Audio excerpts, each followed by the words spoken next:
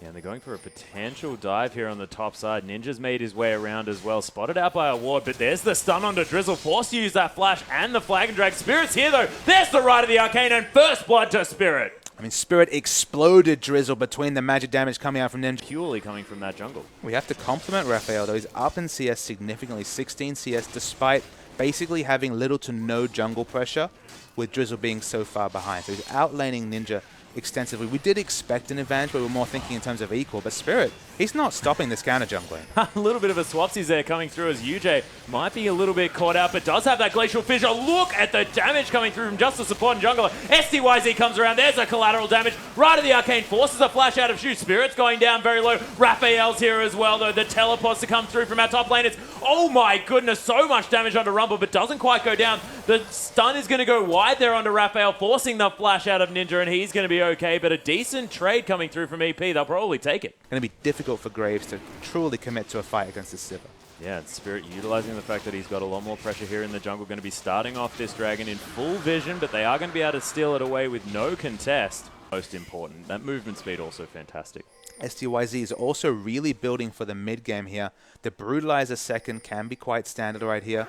Oh, Drizzle face checking the brush, and that's STYZ's assassination potential. Yeah, so much burst coming out when you face check a level 9 STYZ on that Graves from early into Mega Gnar, otherwise their team fight will be significantly weaker. He's already committed to it here. So, I mean, World Elite, they might engage. Yeah, right of the Arcane to come through. Nice footwork by Raphael and a decent shield coming through from that Lantern as well as Shu.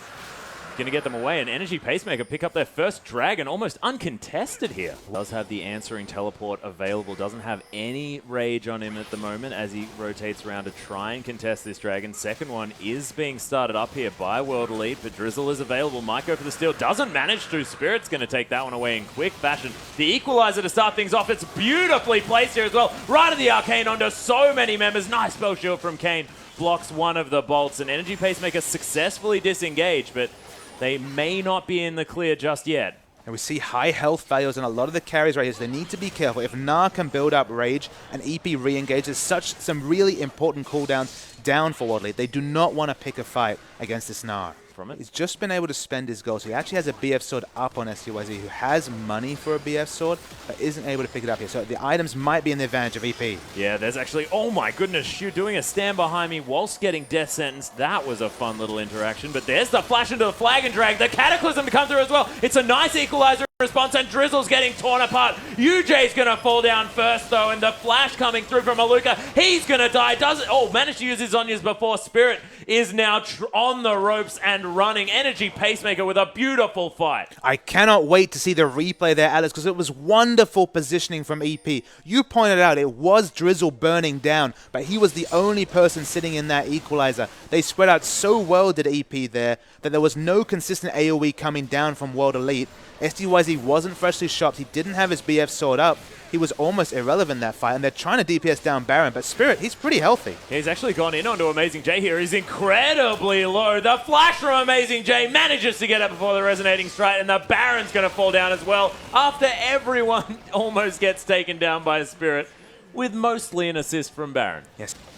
But this inner turret is under fire, and World Elite in a rough position. They take the turret to Energy Pacemaker, and they're forcing World Elite to play their game. And with the very fast Bloodthirster and the ability to use the Ricochet to cancel the auto, a lot of damage coming to these turrets from Sivir right here, and completely out of position still at World Elite. Yeah, nice equalizer to come through to get them off that turret, but Spirit's getting destroyed. Drizzle picks up that kill with a Cataclysm. YuZhe, he gets walloped as well. Going to stand behind his friend to get him the heck out of that one, and with the jungler down, this has to mean dragon now for Energy Pacemaker. The consistent factor in this fight has been this Gnar controlling so much space, even without having to get the initiation ultimate to come out right there. AmazingJ, this tanky frontliner, there's no way for World Elite to blow through him. Graves actually has a lot of issue busting tanks, just like Sivir. And AmazingJ up the front is a polar opposite compared to Spirit and Aluka in the front line for World Elite.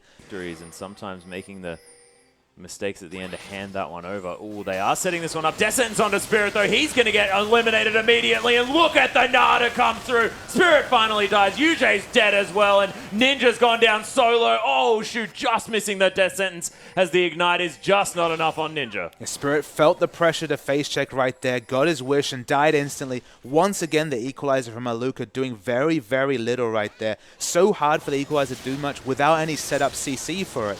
You can always visualize the best case scenario of the Braum ultimate into the Rumble ultimate, but that's never been able to come out here. And it makes sense. Braum is in the backline looking to peel for the short-range Graves. He's not in the front line able to get an initiation ultimate to help Aluka. Yeah, and Kane actually going to give up on helping out this Baron. That one's going to be taken easily here, secured by AmazingJ. And he's not a Lissandra. He doesn't have 5 seconds of untargetability like that Lissandra right there. It's just a different flavor of champion. He doesn't have the CC to back up his frontline status. So when I have to think that's going to come up. It could be coming through. Arcano Pulse trying to clear out these waves, but with these minions with so much more health, you have to think that it's just going to be the turret destroyed, and that's happened. Kane going to be taking down this inhibitor as well. They don't want to really pull this trigger as far as getting some kills are concerned, but they'll happily take that inhibitor for free. Oh, Equalizer. They're trying to turn this one around. The right of the Arcane to come through as well. A lot of damage. Raphael almost falls down. It's a nice face of the mountain in order to stop him from dying. And Spirit trying to chase this one through. AmazingJ about to transform, but Energy Pacemaker get out with their lives. Through Winter's Bite. Not going to find anyone in that rush either.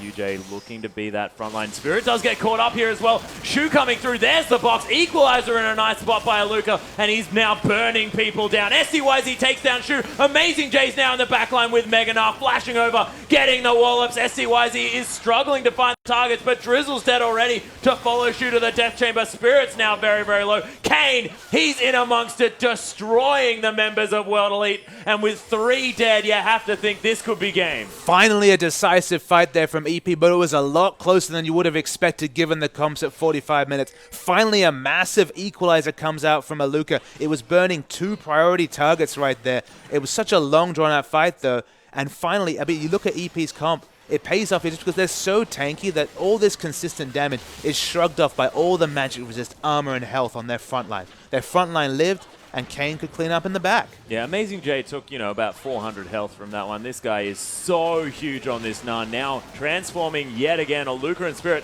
trying desperately to defend their base. The first Nexus turret is going to fall down, and look at the damage from Kane. The double stun to come through. AmazingJ picks up some well-deserved kills. They're going to finish off the last turret and the Nexus. An Energy Pacemaker finally pull the trigger and finish the game. Yeah, the key word there is finally, Atlas. They were in the position to finish that game for a good 10 to 15 minutes. We got a game, we were hoping for a really competitive game, an explosive one. Ended up being more of a slugfest